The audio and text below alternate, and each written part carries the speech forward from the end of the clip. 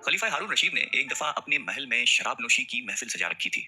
वुजरा और अमीर बैठे थे कि बहलोल भी वहां आ पहुंचा। उसने बादशाह की हरकतों को खामोश निगाहों से देखा तो हारून रशीद को उसकी नसीहतें याद आ गईं। नशे की तरंग में उसने सोचा कि उससे पहले कि बहलोल कोई ऐसी बात कर दे जिससे मेरा सर झुक जाए, वो खुद पहल करे। और उसने बहलोल से कहा कि बहलोल, मेरे एक सवाल का जवाब दोगे? बहलोल ने कहा, जी हाँ हुजूर।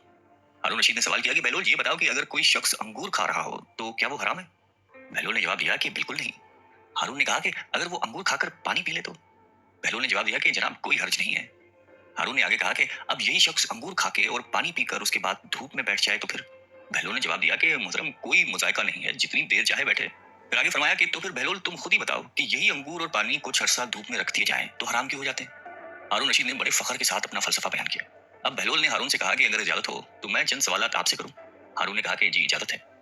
बहलोल ने सवाल किया कि अली जहां, ये बताइए कि अगर किसी आदमी के सर पे थोड़ी सी मिट्टी डाल दी जाए तो क्या उसको कोई नुकसान पहुंचेगा? खलीफा हारून रशीद ने फौरन जवाब दिया कि नहीं। उसके बाद अगर उसके सर पे थोड़ा सा पानी डाल दें तो क्या उस शख्स को कोई तकलीफ होगी? हारून बोला कि नहीं, बिल्कुल नहीं होगी। फिर बहलोल बोला कि अगर उस मिट्टी और पानी को मिलाकर एक ईंट बनाई जाए और उस शख्स के सर पे मारी जाए तो क्या नुकसान होगा? तुम भी अजीब बातें करते हो बहलोल। हारून हंसा और कहा कि उसका तो सर ही फट जाएगा। तो फिर अली मकाम, अगर आप गौर फरमाएं तो आपको ये मालूम होगा कि जिस तरह मिट्टी और पानी मिलकर इंसान का सर फोड़ सकते हैं, उस तरह अंगूर और पानी भी मिलकर ऐसी चीज बना देते हैं जो हराम और नापाक है, जिसके पीने से इंसान की अक्ल मारी जाती है और उसके बुरे और भले की तमीज नहीं रहती। इसलिए इस्लाम ने इसके पीने वाले पर सजा वाजिब की है। बगदाद के एक बड़े बाजार में एक फकीर नानबाई की दुकान के सामने से गुजर रहा था। उसने हर तरह के खाने चूल्हों पर चढ़ाए हुए थे जिससे भाप निकल रही थी। उन खानों की खुशबू उनकी लज्जत का पता दे रही थी और इर्द गिर्द के गुजरने वालों को अपनी तरफ मुतवज्जा कर रही थी। बेचारे फकीर का दिल भी ललचाया, लेकिन गरीब के पास माल कहाँ था जो इन खानों की लज्जत खरीद सकता। लेकिन वहां से हटने का भी दिल नहीं चाह रहा था। खानों में इतनी खुशबू थी कि भूख पड़ रही थी। बलाखिर उसने अपने थैले को खोला, उसमें से सूखी हुई रोटी निकाली और खाने की देग की बाप से उसे नरम करके खाने लगा, जिसमें खाने की खुशबू बसी हुई थी। नानबाई चुपचाप ये तमाशा देख रहा था। जब फकीर की रोटी खत्म हुई और वो चलने लगा तो नानबाई ने उसका रास्ता रोककर कहा कि क्यों मस्टंडे, कहाँ भाग रहा है? ला मेरे पैसे निकाल। कौन से पैसे? फकीर ने हैरान होकर पूछा। अच्छा, कौन से पैसे? अभी जो तूने मेरे खाने की बाप के साथ रोटी खाई है वो क्या तेरे बाप की थी? उसकी कीमत कौन चुकाएगा? अजीब इंसान हो तुम, फकीर ने कहा। वो बाप तो हवा में उड़ रही थी। अगर मैंने उसके साथ रोटी खाकर खुद को बहलाने की कोशिश की है तो उसमें तेरा क्या गया जिसकी कीमत अदा करूं? बस बस, इधर उधर की बातें मत कर। मैं तेरी जान हरगिज नहीं छोड़ूंगा। मैं अपना माल वसूल करके रहूंगा। नानबाई ने यह कहकर फकीर का गिरबान ही पकड़ लिया। बेचारा फकीर परेशान हो गया कि इस हट्टे गट्टे नानबाई से अब किस तरह जान छुड़ाई जाए। इतने में बहलोल का उधर से गुजर हुआ। वो उनके करीब रुककर उनकी बातें सुनने लगा। फकीर ने उसको हमदर्द जानकर तमाम किस्सा सुनाया तो वो नानबाई से बोला कि भाई, ये तो बताओ कि क्या इस गरीब आदमी ने तुम्हारा खाना खाया है? नहीं, खाना तो नहीं खाया, मगर बाप से फायदा तो उठाया है।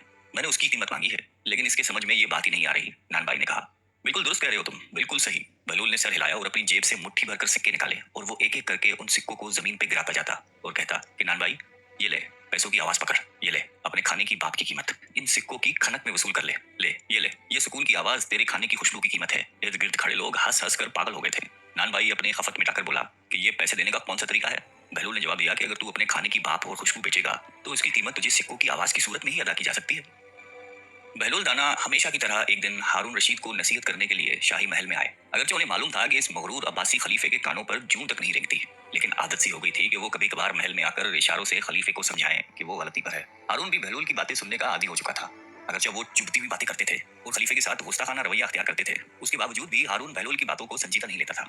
लेकिन अब की दफा बहलोल ने भारी महफिल में ऐसी हरकत की जिससे खलीफा बहुत नाराज हुआ यूं कि बहलोल दरबार में दाखिल हुआ तो देखा लोगों की एक बड़ी तादाद हारून के इर्द गिर्द बैठी हुई है। जिस तरफ बहलोल ने नजर दौड़ाई कहीं बैठने की जगह ही नजर नहीं आई। साथ ही उसने ये भी एहसास किया कि कोई शख्स उन्हें देखकर खुश नहीं हुआ। वो थोड़ी देर तक खड़े होकर लोगों को तकते रहे।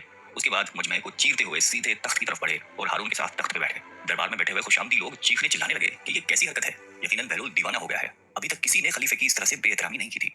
हारून लोगों की बातें सुनकर बहलोल की तरफ गुस्से से देखने लगा, लेकिन बहलोल टेस्ट से मिस नहीं हुआ।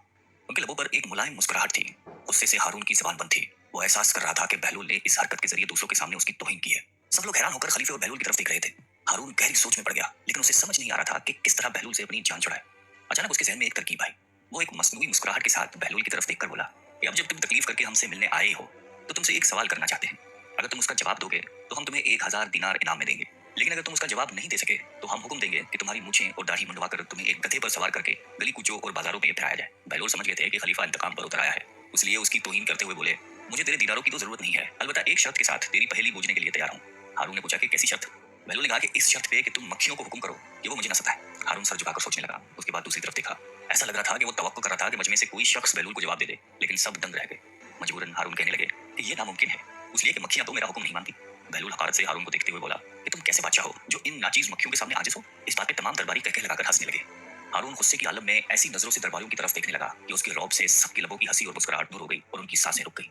बहलूल ने अंदाजा लगाया कि उन्होंने हारून को हद से ज्यादा दूसरों के सामने रुस्वा किया है। उसके बाद बहलूल ने इरादा किया कि हारून की दिलजोई करे और उसके गुस्से को ठंडा करे। उन्होंने हारून से कहा कि अब अपनी पहेली पूछो, मैं किसी शर्त के बगैर उसको बूझने के लिए तैयार हूँ।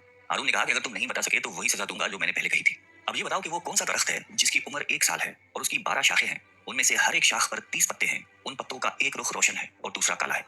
बहलूल सोच में पड़ गए। उन्होंने बाज लोगों को ये कहते हुए सुना कि ये कैसा अजीब सवाल है, बहलूल तो उसका जवाब नहीं दे पाएगा, इसे तो सजा मिलेगी। बेचारा बहलूल। खलीफा हारून रशीद फातहाना अंदाज में मुस्कुराते हुए बोले कि अगर पहली का जवाब नहीं दे सकते हो तो देर मत करो और सजा के लिए तैयार हो जाओ। उसने कारिंदों को हुक्म दिया कि बहलूल की मूंछ और दाढ़ी मुंडवा कर गली कोचों और बाजारों में फहराएं। बहलूल खलीफा की बात काटते हुए बोला कि ये दरख्त साल है, 12 टहनियां उसके 12 महीने हैं और 30-30 पत्ते महीने के दिन हैं, जिनका उजला रुख दिन का और काला रुख रात का है। जवाब सुनकर मजमे में शाबाश शाबाश की आवाजें गूंजने लगी। सब खुश होकर बहलूल को दाद देने लगे, लेकिन हारून खामोश रहा। उनका मुंह लटक गया था और उसके चेहरे पर शिकस्ती आसार नुमाया हो गए थे। खलीफा हारून रशीद की बीवी जुबैदा खातून एक नेक और पारसा औरत थी। उन्होंने अपने महल में 1000 ऐसी खादमाएं रखी हुई थी जो कुरान की हाफिजा और कारियां थी। उन सबकी ड्यूटियां मुख्तलिफ शिफ्टों में लगी हुई थी। चुनांचे उनके महल से 24 घंटे उन बच्चियों के कुरान पढ़ने की आवाज आ रही होती थी। उनका महल कुरान का गुलशन महसूस होता था। एक दिन हारून रशीद अपनी बीवी के साथ दरिया के किनारे टहल रहा था कि एक जगह बहलूल दाना को बैठे हुए देखा। उसने कहा अस्सलाम वालेकुम। बहलूल दाना ने जवाब में वालेकुम अस्सलाम कहा। हारून रशीद ने कहा कि बहलूल आप यहाँ क्या कर रहे हैं? उन्होंने कहा कि रेत में घर बना रहा हूँ।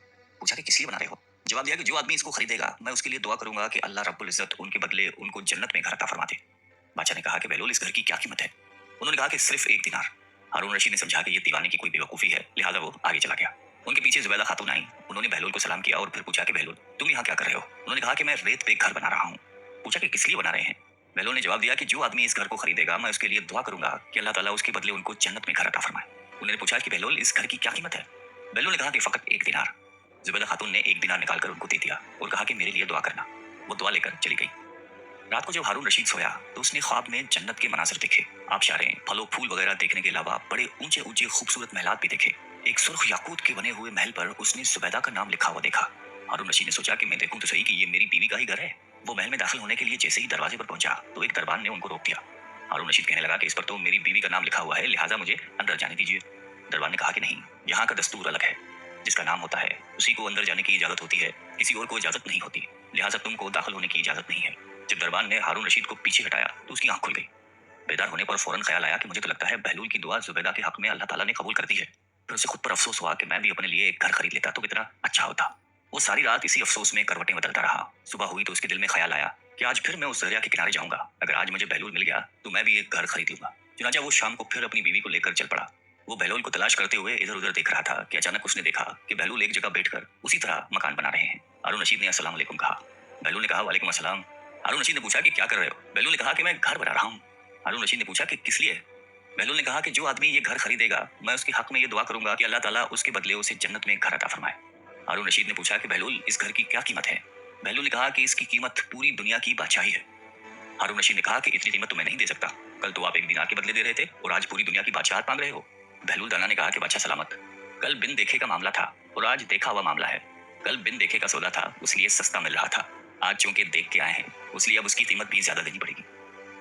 बहलूल दाना एक मर्तबा कब्रिस्तान में बैठे हुए थे कि किसी ने पूछा कि बहलूल यहाँ क्या कर रहे हो? कहने लगे कि ऐसे लोगों के पास हूँ कि उनकी सोहबत मुझे तकलीफ नहीं देती और अगर इनसे दूर रहूं तो ये मेरी गीबत नहीं करते। पूछने वाले ने दोबारा कहा कि महंगाई बहुत बढ़ गई है, इसमें कमी की दुआ करें। कहने लगे कि अल्लाह की कसम मुझे तो कोई परवाह नहीं, चाहे गंदम के एक दाने की कीमत 1 दिनार ही क्यों ना हो जाए।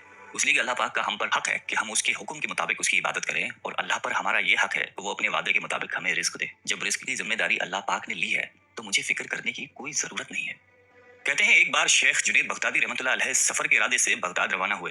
हजरत शेख के कुछ मुरीद भी साथ थे। शेख ने मुरीदों से पूछा कि तुम लोगों को बहलूल का हाल मालूम है?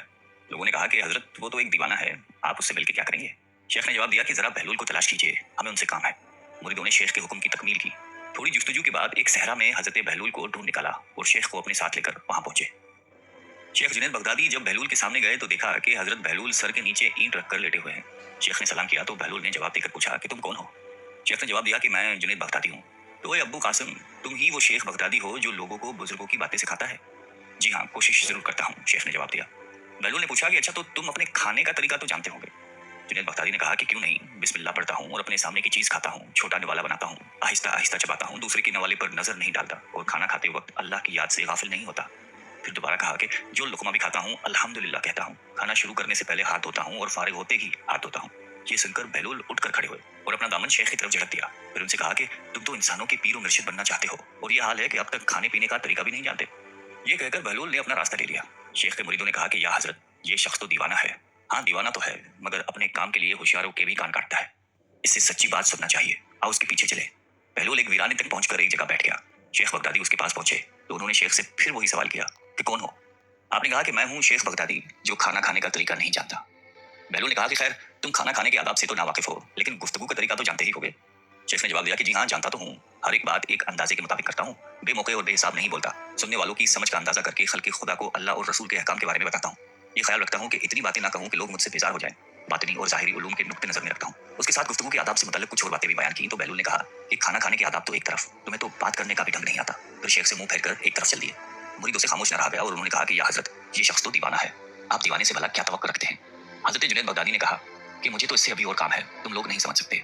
उसके बाद शेख ने फिर बहलोल का पीछा किया। बहलोल ने रुककर पीछे मुड़कर देखा और कहा कि तुम्हें खाना खाने और बात करने के आदाब नहीं मालूम, सोने का तरीका तो तुम्हें मालूम ही होगा। शेख ने कहा कि जी हाँ मालूम है, जब मैं इशा की नमाज और दुरूद व वज़ाइफ से फारिग हो जाता हूँ तो सोने के कमरे में चला जाता हूँ। ये कहकर शेख ने सोने के वो आदाब बयान किए जो उन्हें बुजुर्गानी दीन की तालीम से हासिल हुए थे। बहलोल ने कहा कि मालूम ये होता है कि तुमको सोने के आदाब भी नहीं आते। ये कहकर बहलोल ने जाना चाहा तो हजरत जुनैद बगदादी ने उनका दामन पकड़ लिया और कहा कि हजरत, मैं नहीं जानता, अल्लाह के वास्ते तुम मुझे सिखा दो। कुछ देर बाद बहलोल ने कहा कि मियाँ, ये जितनी बातें तुमने कही सब बात की चीजें हैं, असल बात मुझसे सुनो। खाने का असल तरीका यह है कि सबसे पहले हलाल की रोजी होनी चाहिए। अगर ग़िज़ा में हराम चीज़ है तो जो आदाब तुमने बयान किए हैं उनके बरतने से कोई फायदा नहीं होगा और दिल रोशन होने की बजाय और तारीख होता चला जाएगा। शेख जुनैद ने बेसाख्ता कहा कि जज़ाकल्लाह। फिर बहलोल ने बताया कि गुफ्तगू करते वक्त भी सबसे पहले दिल का पाक और नीयत का साफ होना जरूरी है और उसका भी ख्याल रहे कि जो बात कही जाए अल्लाह की रजामंदी के लिए हो। अगर कोई दुनियावी लगाव की फजूल किस्म की बात हो तो ख्वाह तुम कितने ही अच्छे अल्फाज में कहो, तुम्हारे लिए बवाल बन जाएगी। इसलिए ऐसे कलाम से खामोशी बेहतर है। उसी तरह सोने के मुतालिक जो तुमने मुझसे कहा वो भी असल मकसूद नहीं है। असल बात यह है कि जब तुम सोने लगो तो तुम्हारा दिल बौस, कीने और हसद से खाली हो, तुम्हारे दिल में दुनिया और माले दुनिया की मोहब्बत न हो और नींद आने तक अल्लाह के जिक्र में मशगूल रहो। हजरत बहलूल दाना की बात खत्म होती ही हजरत जुनैद बगदादी ने उनके हाथों को बोसा दिया और उनके लिए दुआ की। हजरत जुनैद बगदादी के मुरीद ये मंजर देखकर हैरान रह गए। उन्हें अपनी गलती का एहसास हुआ और ये बात उनके समझ में आ गई कि हर शख्स को चाहिए कि वो जो बात न जानता हो उसे सीखने में जरा भी न शर्माए। एक बार जनाब बहलूल दाना किसी नखलिस्तान में तशरीफ रखते थे। एक ताजर का वहां से गुजर हुआ। वो आपके पास आया, सलाम करके सामने बैठ गया और इंतहाई अदब से गुजारिश की कि हुजूर, तिजारत की कौन सी ऐसी चीज खरीदूं जिसमें नफा हो।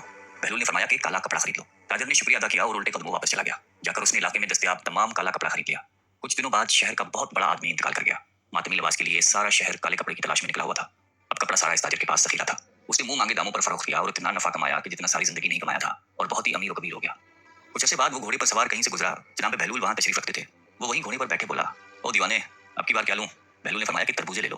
वो भागा भागा गया और सारी दौलत से पूरे मुल्क के जितने तरबूजे थे वो खरीद के जखीरा कर लिए। एक ही हफ्ते में सब खराब हो गए और वो कोड़ी कोड़ी को मुहताज हो गया। उसी खस्ता हाली में घूमते फिरते फिर उनकी मुलाकात बहलूल से हुई तो उन्होंने कहा कि ये आपने मेरे साथ क्या किया है। जनाब बहलूल ने फरमाया कि मैंने नहीं, तेरे लहजों और अल्फाजों ने सब किया है। जब तूने अदब से पूछा तो मालामाल हो गया, जब गुस्ताखी से पूछा तो कंगाल हो गया।